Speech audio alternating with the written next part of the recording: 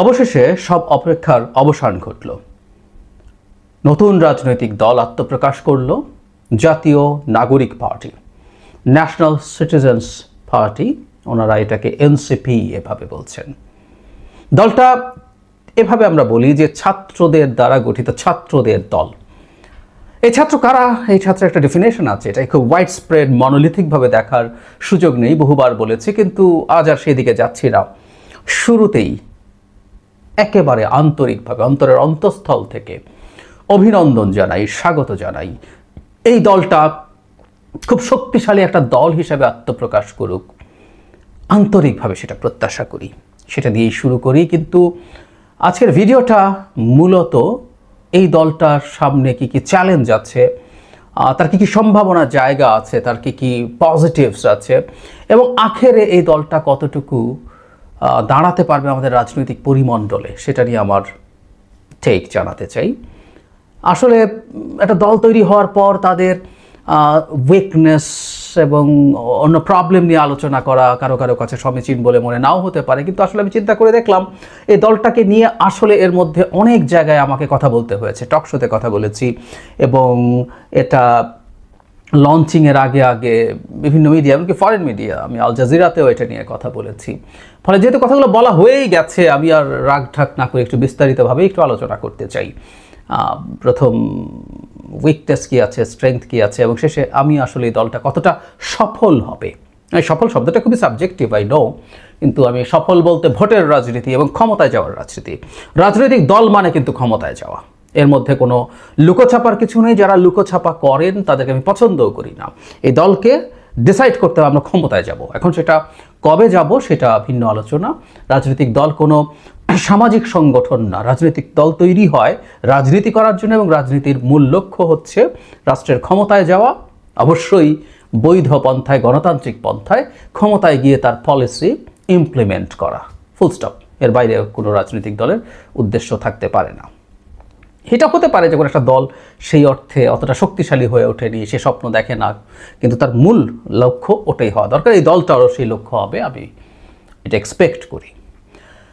এখন থ্রেটস নিয়ে আগে একটু কথা বলবো বলেছিলাম, এগুলো অলরেডি কথা বলা হয়েছে। আজকে একটু অর্গানাইজ হয়ে একটা ভিডিওতে একটু বিস্তারিতভাবে বলতে চাই। প্রথম যে অভিযোগ এই দলটার বিরুদ্ধে অনেক সময় এসছে, পারসেপশন। আমি বহুবার বলি যে আমাদের এই তরুণ বন্ধুদের এই জিনিসটা মাথায় রাখতে হবে, রাজনীতিতে পারসেপশন ম্যাটার করে। বাস্তবে কী হয়েছে সেটা ভিন্ন ব্যাপার, কিন্তু মানুষ কি ভাবছে সেটা ম্যাটার করে। আমি মনে করি রাজনৈতিক দলটা শুরু থেকেই এটা এক ধরনের সরকার পেট্রোনাইজড দল, এই আলাপটা আছে মাঠে, অন্তত সচেতন মানুষদের মধ্যে এটা আছে। কারণ এই ছাত্রদের মধ্যে 3 জন, গণঅভ্যুত্থানের নেতৃত্ব দানকারীদের মধ্যে 3 জন সরকারে চলে গিয়েছিলেন। এর মধ্যে জনাব নাহিদ ইসলাম দলে যোগ করার কয়েকদিন আগে মাত্র রিজাইন করে এতে যোগ দিয়েছেন। আমি আগেও বলেছি, আমি আলাদা একটা ভিডিও করেছি যে ছাত্ররা এখনও কেন সরকারে, ওনারা একটার পর একটা স্ট্র্যাটেজিক ভুল করে যাচ্ছেন বলে আমি মনে করি। এগুলোই তাদের জন্য ঝুঁকিপূর্ণ। যে 2 জন থেকে গেলেন সেই 2 জনে থাকা আসলে উচিত হয় নাই। কারণ জনাব নাহিদ যখন দলের দায়িত্ব নিচ্ছেন, মানে আমরা তো আসলে কেউ এগুলো বুঝি না তা না, আমাদেরকে যত টেকনিক্যালিটিস বোঝানো হবে এটার দরকার নেই। আর সাধারণভাবে কি দাঁড়ায় যে একজন মানুষ একটা সরকারে ছিলেন, জাস্ট তার মধ্যে ওই আশা নিয়ে, এবং এই সরকারে কাজ করার বেশ আগে থেকে, এমনকি পদত্যাগ করার বেশ আগে থেকে তার নাম জানা যাচ্ছিল, তিনি বিবেচনা করছেন, বলছেন। সো একটা মানুষ যিনি একটা নতুন রাজনৈতিক দলের প্রতি সিম্প্যাথাইজড বা প্ল্যান আছে, অ্যাক্টিভলি কী করেছেন না করেছেন সেই আলোচনায় ঢুকছি না। এগুলো নিয়েও প্রচুর তথ্য বহুল জায়গায় আছে, সেদিকে ঢুকবো না ওই তর্কে আজকে। তো ওই মানসিকতা নিয়ে একটা সরকারে থাকছেন, এবং 2 জন থেকে গেলেন। এরাও যে কোনো দিন, তারাই বলছেন যে কোনো দিন এই সরকারে এই দলে আসতে পারেন, তবে তার আগে তারা রিজাইন করে আসবে। জনাব নাহিদের মতো 3 দিন আগে, 2 দিন আগে, 7 দিন আগে। ভুল হলো, খুব বড় ভুল হলো। এবং বিশেষ করে মিস্টার আসিফ মাহমুদ যে মন্ত্রণালয়ে আছেন, LGRD মন্ত্রণালয়, তার কিন্তু নির্বাচনকে ম্যানিপুলেট করার মতো প্রকল্প স্যাংশনের ক্ষমতা হাতে আছে। এটা ভয়ঙ্কর।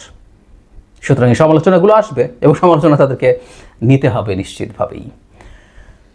এছাড়াও ডক্টর ইউনূসের একটা মন্তব্য আমাদের নিশ্চয় মনে আছে। তিনি প্যারিস জলবায়ু সম্মেলনে যোগ দিতে গিয়ে তিনি এমন বক্তব্য দিয়েছেন যে স্টুডেন্টরা যা অর্জন করেছে সেটা তাদেরকেই রক্ষা করতে হবে, এবং স্টুডেন্টদেরকে তিনি তাদের এই দলকে পেট্রোনাইজ করছেন। দলকে অভিনন্দন আমরা প্রত্যেকে জানাবো। ইনফ্যাক্ট যে তাদের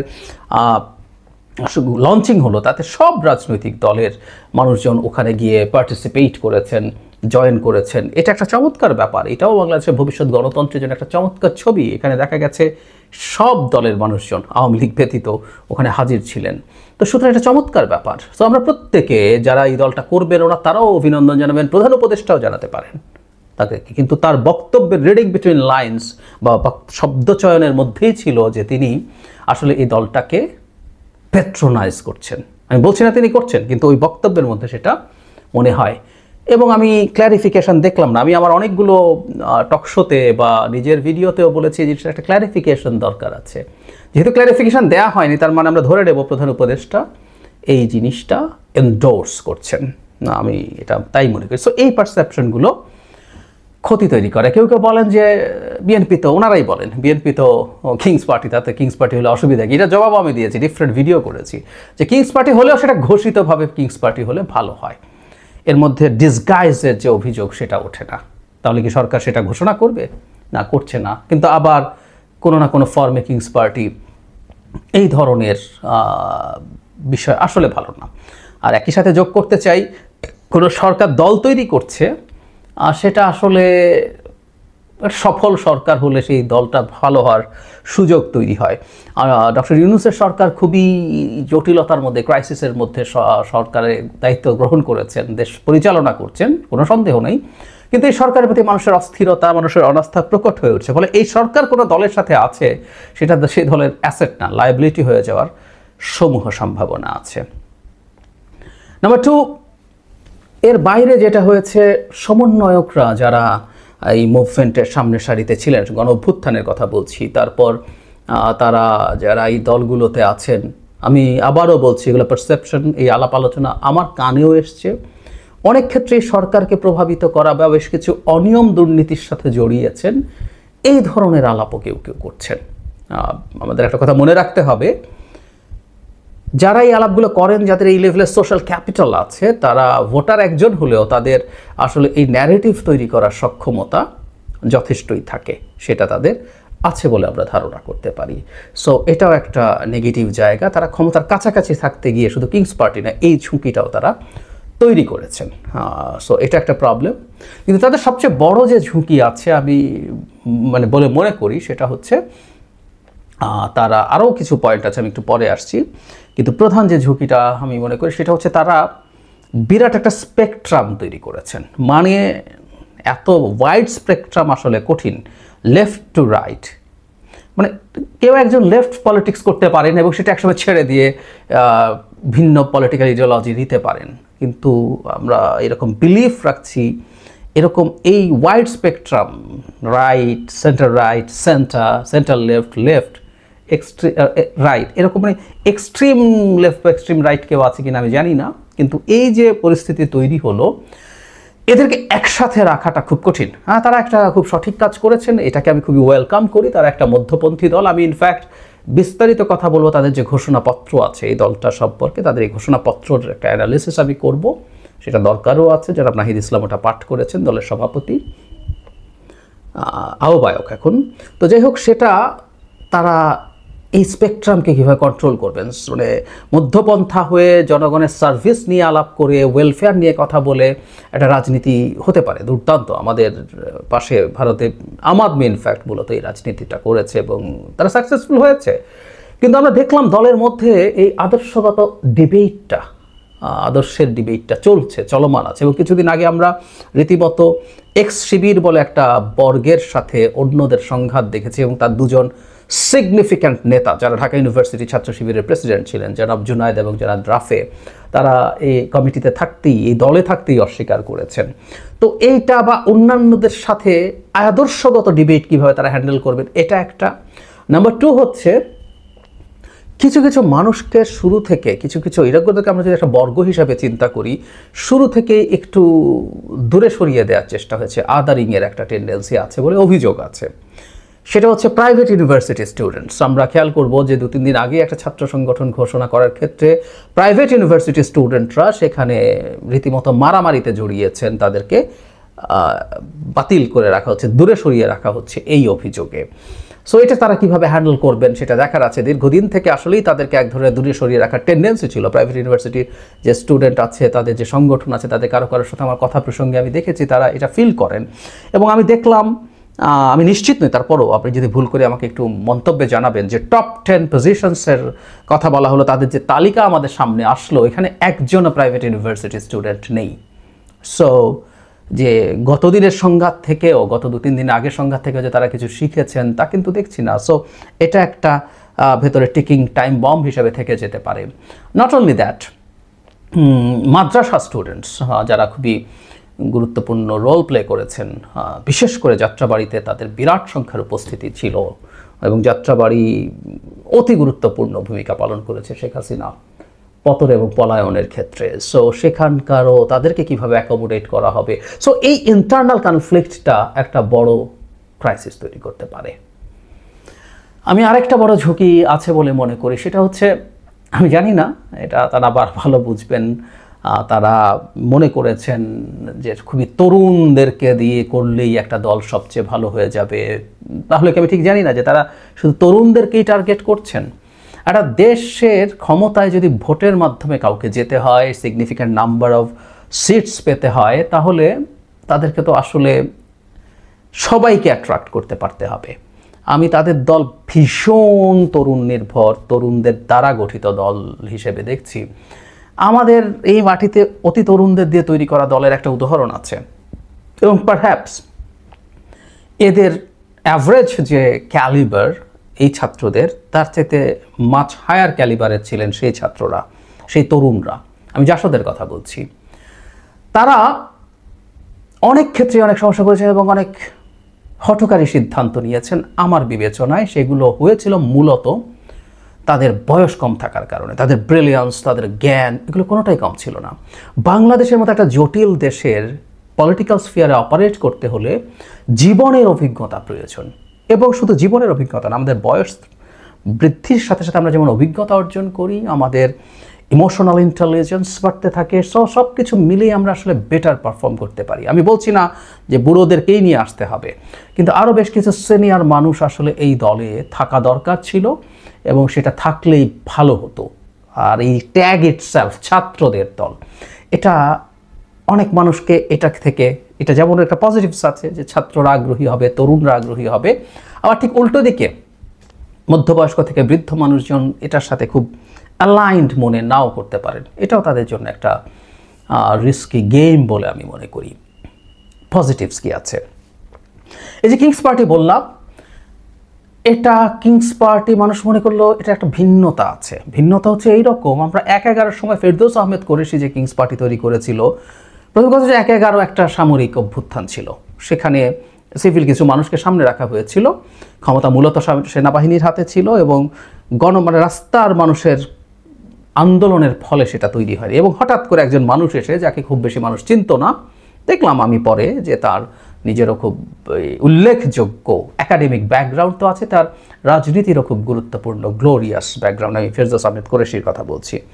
কিন্তু সেটা আসলে মানুষ নেয়নি। কিন্তু এটা কিংস পার্টি যদি পারসেপশন হয়ও, এখানে যারা নেতৃত্বে আছেন, বিশেষ করে জনাব নাহিদ ইসলাম সামনে আছেন, এখানে যিনি মেম্বার সেক্রেটারি জনাব আক্তারকেও আমরা রাজপথে দীর্ঘ সময় লড়াই করতে দেখেছি। নাহিদকে যেমন আমরা এই মুভমেন্টের সময় ছিলেন, নাহিদের রাস্তায় ছিলেন, আমি পরে অনেক ছবি দেখলাম, কিন্তু আক্তারকে বহু সময় ফাইট করতে দেখা গেছে। এমনকি ডাকসুটি তথাকথিত নির্বাচনেও ভিপি নূরের সাথে তিনি আরেকটা সিটে জিতেছিলেন। অন্য যারা আছেন প্রত্যেকে কোনো না কোনোভাবে এই মুভমেন্টে লড়াই করেছেন, ঝুঁকি নিয়েছেন, মৃত্যুর ঝুঁকি নিয়ে এই লড়াইয়ে ছিলেন, শেখ হাসিনাকে পতন করেছেন। সো আমাদের জাতির কাছে এনারা বীর। সো এই বীররা যখন এই দলটা তৈরি করতে গেছেন, সম্ভাবনা আছে যে কিংস পার্টি যে অভিযোগটা আছে সেটা উবে যাবে, সরে যাবে, হতে পারে। তারা তরুণদের দল, তরুণদের নতুন চিন্তা থাকে, উইচ ইজ ট্রু। কিন্তু আমি বলছি একটা মিশেল থাকা জরুরি, কিন্তু নতুন চিন্তাও বহু সময় আসলে তাদেরকে পজিটিভ কিছু দিতেই পারে। এবং সত্যিকার অর্থে তারা যদি ভোটারদেরকে, আমি কিন্তু ওই গ্রুপদের সম্পর্কে আমরা জানি না, এবং বাংলাদেশের ভোটিং প্যাটার্ন আমরা জানি না। গত বহু বছর, 17 বছর কোনো নির্বাচন হচ্ছে না, 15 বছর। কোনো নির্বাচন হচ্ছে না সেই অর্থে। 8 সালে নির্বাচন নিয়ে প্রশ্ন আছে, সেটা যোগ করলে তো আরও বেশি হয়ে যায়। কিন্তু এই প্যাটার্নের মধ্যে আমরা খেয়াল করেছি যার বয়স 35-এর কাছাকাছি, 35-এর মতো, সেই মানুষটা বাংলাদেশে কোনো সুষ্ঠু ভোট দেয়নি। মানে 18 বছরে যদি কেউ 2008 সালে ভোট দিয়ে থাকে, তার বয়স এখন 34-35 হয়ে গেছে। সো এই পুরো গ্রুপটাকে এই তরুণরা কানেক্ট করতে পারতে পারেন, সেটা যদি হয়, সেটা একটা is a very big number, very big number. So এটাও তাদের ক্ষেত্রে পজিটিভ হিসাবে কাজ করতেই পারে, এটা করবে না, আমরা সেটা বলছি না। আর একটা জিনিস একটু আমাদের মনে রাখতেই হবে যে তারা যেভাবে অনেক বড় স্পেকট্রামকে সাথে নিয়েছেন, এটাকে যদি ধরে রাখতে পারেন তাহলে বিভিন্ন দিক থেকে আসলে তারা মানুষ পেতে পারেন। কারণ এখানে বিভিন্ন রকম চিন্তার, বিভিন্ন রকম মানুষের, বিভিন্ন রকম আদর্শের মানুষ আছেন। তারা আদর্শিক আলাপ যদি কম আনেনও, ওই আদর্শিক মানুষগুলো তারা বিভিন্ন দিকে কানেক্ট করে তাদের সমর্থক বাড়াতে বা তৈরি করতে পারবেন বলে আশা করা যায়। এগুলো হচ্ছে তাদের পজিটিভস, অন্তত এই মুহূর্তে যেগুলো মাথায় আসছে। আবার কিছু আসলে আমি পরে বলবো। এই দলের পলিটিক্যাল স্ফিয়ারের সম্ভাবনা কেমন দেখছি, আমি একটু সরাসরি বলতে চাই, আমি এই দলটার খুব ভালো ভবিষ্যৎ আসলে দেখি না। কারণ তারা যে ভুলগুলো করছেন, করে ফেলেছেন কিছু ভুল, সরকারে যাওয়া বা এই পারসেপশন তৈরি হওয়া বা সরকারে যাওয়া জনিত কারণে সত্য হোক মিথ্যা হোক বেশ কিছু অভিযোগ তাদের বিরুদ্ধে, দুর্নীতি, প্রভাব বিস্তার, এই রকম নানা ধরনের অভিযোগ, এগুলো তাদেরকে দল হিসাবে প্রতিষ্ঠিত হতে খুবই কঠিন পরিস্থিতি তৈরি করবে। নট অনলি দ্যাট, তারা একটা সময় তারা যখন রাইটিস্টদের সাথে, বিশেষ করে শিবিরের সাথে, জামায়াতের সাথে তাদের বক্তব্যের অ্যালাইনমেন্ট দেখা যাচ্ছিল, এটা একটা গ্রুপ অফ পিপলের কাছে এই মেসেজ দিয়েছে যে তারা তাদের সাথে অ্যালাইন। আমরা দেখেছি একদম একই রকম বক্তব্য দিচ্ছিলেন তারা। সর্বশেষ এসে এক ধরনের চেষ্টা দেখেছি, জনাব নাহিদ ইসলামের একটা ইন্টারভিউ থেকে আমি আপনাদেরকে ভিডিও করেছি, এবং জনাব পাটোয়ারির একটা মন্তব্য, নাসিরউদ্দিন পাটোয়ারির কথা বলছি, একটা মন্তব্য আমি পড়ে একত্র করে দেখিয়েছি যে তারা এখন রাদার জামাত শিবিরের কাছ থেকে নিজেদেরকে একটু সরানোর চেষ্টা করছেন। তারা হয়তো রিয়েলাইজ করেছেন, কিন্তু এই ধরনের একটা ট্যাগ আছে। এবং শুধু সেটা না, যে তাদের মধ্যে এখনও যেসব ওই সংগঠনের শিবির বা এক্স শিবির বলা হচ্ছে, যারা এখনও কমিটিতে আছেন, তারা ঠিক এটাকে ওন করে আছেন, নাকি এটা আদতে তারা একটা জামায়াত শিবিরের একটা প্ল্যাটফর্ম হিসাবে, অল্টারনেটিভ প্ল্যাটফর্ম হিসাবে তৈরি করার চেষ্টা করবেন। সেটা যদি হয়ে থাকে, এই ঝুঁকিটা তাদেরকে এগোতে দেবে না।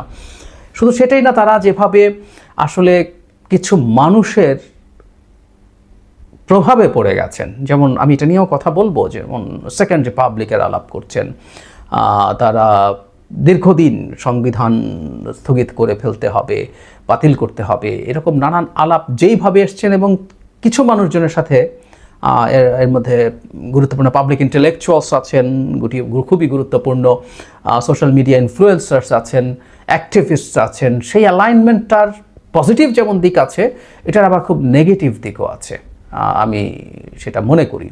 আর একটা কথা একটু মনে রাখা দরকার, সেটা হলো একটা ভোটের রাজনীতি খুবই টাফ জিনিস, খুবই টাফ জিনিস। মানে একটা বিভিন্ন শ্রেণী পেশার মানুষের ভোট নিয়ে আসা, মানে আরবান সোসাইটি যতটুকু জানে, বাংলাদেশের আরবান সোসাইটিতেও প্রচুর দরিদ্র মানুষ এবং ছিন্নমূল মানুষ আছে, আর গ্রামের দিকে সংখ্যা অনেক বেশি। সুতরাং তারা যে রাজনীতি নিয়ে আসেন, সেই রাজনীতি জনগণের কাছে পৌঁছায়, এবং যেভাবে তারা চিন্তা করছেন, এটা আসলে খুব কঠিন বলে মনে হয়। আর বিশেষ করে ওই যে বললাম যে তাদের মধ্যে যেহেতু অতি আইকনিক কোনো ফিগার নেই, নাহিদ অসাধারণ বিরাট আইকন, কিন্তু নাহিদ ইসলাম ঠিক এমন ফিগার নন এখন পর্যন্ত যার নিয়ন্ত্রণেই সব কিছু আসলে থাকবে। যদিও তারা এখানে ডেমোক্রেসির কথা বলছেন, খুবই কালেকটিভ ডিসিশনসের কথা বলছেন, কিন্তু বাংলাদেশের কালচার এখনও আসলে অতটা ডেমোক্রেটিক হয়ে ওঠেনি। কারণ আমরা এই ভিন্ন বন্দোবস্তের আলাপও যখন করছেন তারা, তখনও আমরা আসলে দেখছি তাদের মধ্যে সেই আমাদের রাজনৈতিক দলগুলোর যে টিপিক্যাল পদ নিয়ে, মানে কম্পিটিশন বলে ওনারা এটাকে জায়েজ করার চেষ্টা করছেন, কিন্তু এটা কম্পিটিশন না, দল নিয়ে তীব্র বাদানুবাদ, ফ্যাসাদ, ঝগড়া এগুলো হচ্ছে। তো সুতরাং এটাও আসলে কতটুকু ইন্টিগ্রিটি ধরে রাখতে পারবে আমরা জানি না। আর বিশেষ করে ধারণা করছি যে আরও কোনো অল্টারনেটিভ দলও তৈরি হবে এর মধ্য দিয়ে। সেটা যদি তৈরি হয়, তাহলে তাদের এখন যে পরিমাণ সদস্য আছেন, যারা আছেন, তাদেরকেও তারা আসলে পাশে পাবেন না। বটম লাইন হচ্ছে নতুন যে দল হয়েছে তাদের মনে রাখতে হবে কোনো একটা কাজে স্কিল্ড হলে তিনি আরেকটা কাজে স্কিল্ড হবেন নট নেসেসারিলি। শেখ হাসিনার পতন এবং পালিয়ে যাওয়ার সাথে দীর্ঘদিনের সংগ্রাম আছে, লড়াই আছে। জুলাই আগস্টেও অনেক মানুষ, এটা নিয়ে অনেক কথা বলেছি, রাস্তায় নেমেছে, বিভিন্ন উদ্দেশ্যে নেমেছে, বিভিন্ন কারণে নেমেছে। কিন্তু এটা ফ্যাক্ট যে এতে অতি গুরুত্বপূর্ণ ভূমিকা পালন করেছেন এই দল যারা করেছেন, তার নেতৃত্বে যারা আছেন তারা। সো তাদের এই জায়গায় একটা দুর্দান্ত সাফল্য আছে। দিস ডাজন্ট নেসেসারিলি মিন রাজনৈতিক দল তৈরি, সেটাকে ধরে রাখা, সেটাকে স্প্রেড করা এবং ক্ষমতা যাওয়ার কথা বলছিলাম, মানুষের ভোটকে বাক্সে আনা, এনে সেই ভোট দিয়ে সিট পাওয়া এবং কোনো একদিন ক্ষমতায় যাওয়া, সেটা ভিন্ন একটা স্কেল। এবং আমি বিশ্বাস করি এটা ইভেন টাফার। ইমরান খানের মতো একজন মানুষেরও পিটিআই তৈরি করে ক্ষমতায় যেতে মানে কত সময় লেগেছে, প্লাস শেষ পর্যন্ত মিলিটারির সাপোর্টও তার লেগেছে। So things are not that easy, very tough, কোনো সন্দেহ নাই। খুব আর্লি সাকসেসেরও উদাহরণ আছে। আসু স্টুডেন্টদের একটা দল, আমি একদিন একটা ভিডিওতে বলেছি, অল আসাম স্টুডেন্টস ইউনিয়ন, তারা খুব অল্প সময়ের মধ্যেই ক্ষমতায় চলে এসেছিল আসামে। প্রফুল্ল মহান্ত ইয়াংগেস্ট চিফ মিনিস্টার হয়েছিলেন। তো যাই হোক, সেটাও হতে পারে, কিন্তু তাদের এই কাজগুলোর ব্যাপারে ধীরে ধীরে ধাপে ধাপে শিখে উঠতে হবে, জেনে উঠতে হবে, বুঝে উঠতে হবে। ব্যর্থতা থাকবে, সেটা নিয়ে লেগে থাকতে হবে, তারা সব কিছুই করতে হবে। তারা এইটুকু অ্যাটলিস্ট যাতে মাথায় রাখে। আমি এটুকু বলে শেষ করি, ভীষণ খুশি হব, আমার প্রেডিকশন হচ্ছে এই দল খুব একটা সফল হবে না, কিন্তু আমি ভীষণ খুশি হব এই দল যদি সফল হয়। আমাদের তো একটা হলো ক্যালকুলেশন, একটা ভেতরের চাওয়া। বাংলাদেশ কোনো দিন ব্রাজিল আর্জেন্টিনার সাথে যদি ফুটবল খেলতে নামে, আমার অ্যানালিসিস হবে বাংলাদেশ হারবে, কিন্তু বাংলাদেশ যদি জিতে যায় আমি খুশি হব। ঠিক একইভাবে ভীষণ খুশি হব এই গণ অভ্যুত্থানের যে শক্তিটা এই রাজনৈতিক দল তৈরি করতে যাচ্ছে, তাদের সাফল্যের চেয়ে সুন্দর কিছু হতে পারে না। এবং আমি প্রায় একটা কথা বলি, এটাও আবার একটু বলতে চাই, যে কারণে আমি সাফল্যটা আরও চাই। বাংলাদেশের রাজনৈতিক পরিমণ্ডলে বিএনপি যাতে একচেটিয়া দলে পরিণত না হয়, এইটার জন্য একটা counter balance is a must. আমি সোফার যে পরিস্থিতি দেখছি, কথা আমি আগেও বলেছি, আমি বিএনপিকে দুটো টার্ম পরপর ক্ষমতায় দেখছি ফ্রি অ্যান্ড ফেয়ার ক্রেডিবল ইলেকশনের মাধ্যমে। সামনে যে নির্বাচনটা আসছে তাতে তারা বিরাট বিজয় পাবে। জামায়াতের শোরগোল দেখে কেউ মনে করে জামায়াত অনেক সিট পাবে, আমি একেবারেই মনে করি না। ছাত্রদের দলও খুব বেশি কিছু করতে পারবে না এই নির্বাচনে, বেশ খারাপ করবে তারা সঠিক পথে থাকলেও। নির্বাচনী রাজনীতি ভিন্ন জিনিস। পরের নির্বাচনে বিএনপি সিট কমবে, কিন্তু বিএনপি সরকার গঠন করবে। সো এইরকম একচ্ছত্র ক্ষমতায় থাকবে এই রকম কোনো দল আসলে জাতির জন্য মঙ্গলজনক না। সুতরাং ছাত্রদের দল সেটা কাউন্টার ব্যালেন্স হয়ে উঠুক অ্যাজ আর্লি অ্যাজ পসিবল, না হয় কিন্তু মানুষ আওয়ামী লীগকে আবার ডাকবে। এটা আমাদের জন্য খুবই ঝুঁকিপূর্ণ। আওয়ামী লীগকে আমরা নিষিদ্ধ করে দিতে পারি, কিন্তু আওয়ামী লীগের ওই লোকরা ভিন্ন কোনো নামে আবার আসবে এবং সেটাই বিএনপির অল্টারনেটিভ হিসেবে দাঁড়িয়ে যাওয়ার সমূহ সম্ভাবনা আছে। সো তাদের সাফল্য কামনা করি, হোল হার্টেডলি কামনা করি, তারা ভালো করুক। আর এটুকু বলে আবার শেষ করব, তাদের দলকে স্বাগত জানাই, তাদের সাফল্য দেখার জন্য মুখিয়ে আছে। তবে সমালোচনা করতেই হবে, আলোচনা করতেই হবে, তাদের ভুল ভ্রান্তি নিয়ে, তাদের সমস্যা নিয়ে কঠোরও হওয়া প্রয়োজন হতে হবে। তারা এখন রাজনীতির মাঠে আসছেন, তাদের ওই টলারেন্স তৈরি করতে হবে। আমরা একটা টলারেন্স সোসাইটি চাই এবং আমি দেখতে চাই যে তারা সমালোচনা নিচ্ছেন, জবাব দিচ্ছেন যুক্তি দিয়ে, তথ্য দিয়ে, গালিগালাজ করে না। আমরা দেখছি কেউ কেউ শুধু গালিগালাজ, আমি আওয়ামী লীগের কথা বলছি না, গালিগালাজ করেন, তারা সেই দিকে যাবেন না বলে আমি বিশ্বাস করি।